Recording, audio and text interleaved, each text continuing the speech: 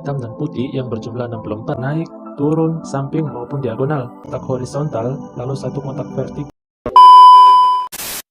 Halo teman-teman Krises, di sini Krises membuat channel khusus bagi yang pemula dengan membimbing, melatih dan belajar bersama mengenai maksud langkah, cara bermain, pola perhitungan, trik-trik, dan juga pembahasan mengenai pecatur-pecatur hebat di dunia agar bisa menambah wawasan kita. Adanya Krises ini dikarenakan ingin memotivasi teman-teman sekalian pencinta catur yang ingin mau belajar bersama. Bagi teman-teman yang masih pemula, meski kamu pemula, bukan berarti kamu nggak bisa mengalahkan pecatur profesional loh. Yuk simak panduan berikut ini.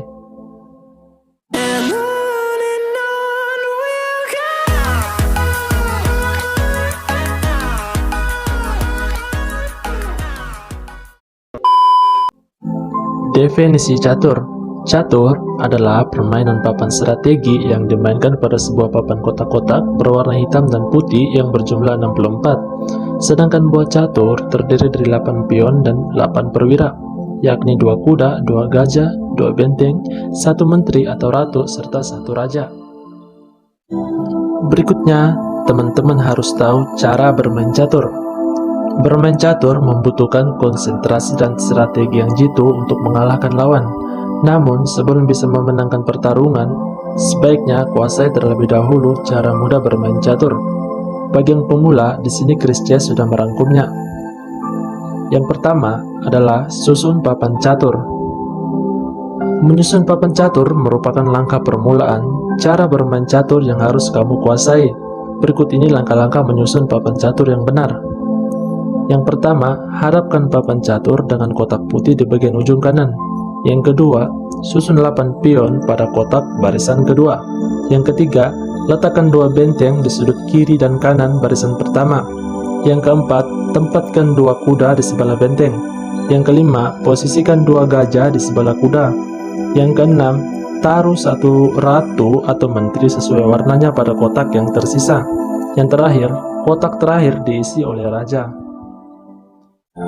Yang kedua adalah teman-teman harus mengetahui pergerakan buah catur. Setiap buah catur memiliki aturan dan caranya bergerak yang berbeda-beda.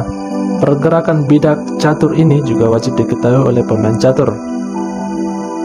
Yang pertama ada raja.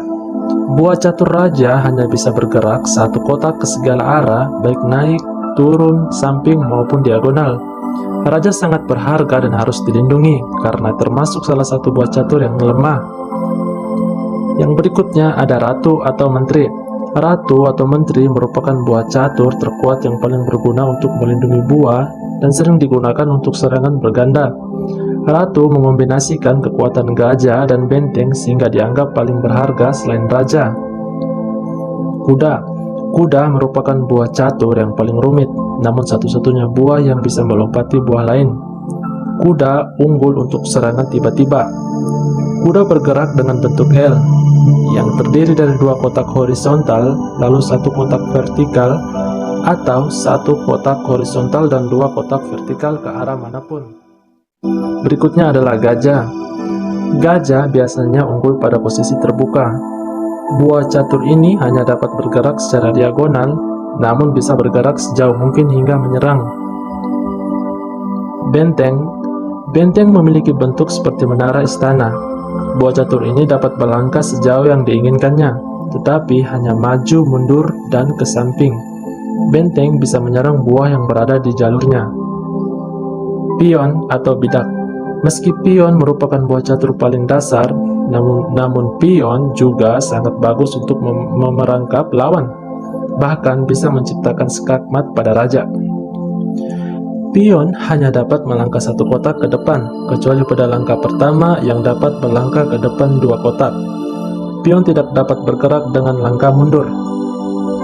Pion hanya memukul buah catur lain yang ada di depannya 1 petak secara diagonal. Jika ada buah catur lain tepat di depannya, pion tak bisa melewatinya atau memukulnya. Yang ketiga adalah lindungi raja.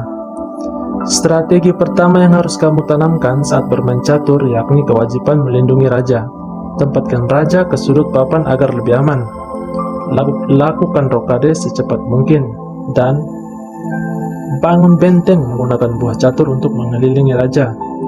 Pastikan juga kamu menyediakan kotak untuk melarikan diri sebagai persiapan jika lawan kamu melakukan skak.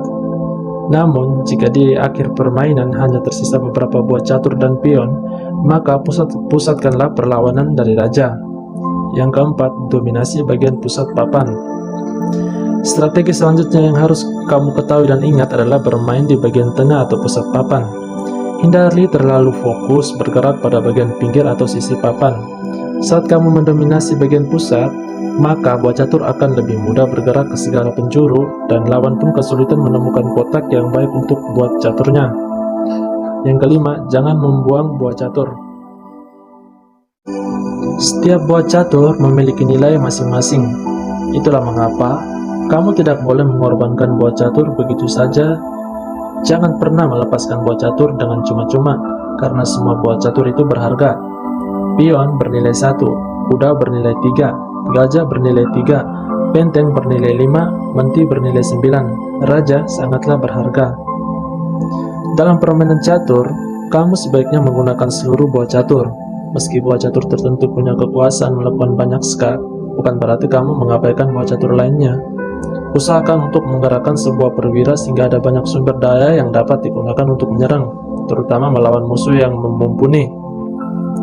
Yang ketujuh, prediksi langkah lawan. Cara main catur yang sering diabaikan yaitu memprediksi langkah lawan. Dengan begitu, kesempatan lawan untuk mengalahkan kamu makin kecil. Pergerakan setiap buah catur sangat berarti, karena bisa mempengaruhi buah catur yang lain. Jika kamu tidak memikirkan kemungkinan yang bakal terjadi, maka lawan bisa saja menyerang buah catur yang tidak kamu lindungi.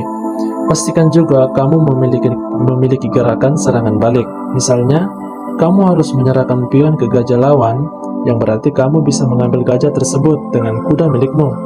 Pengorbanan inilah yang harus direncanakan dengan tepat.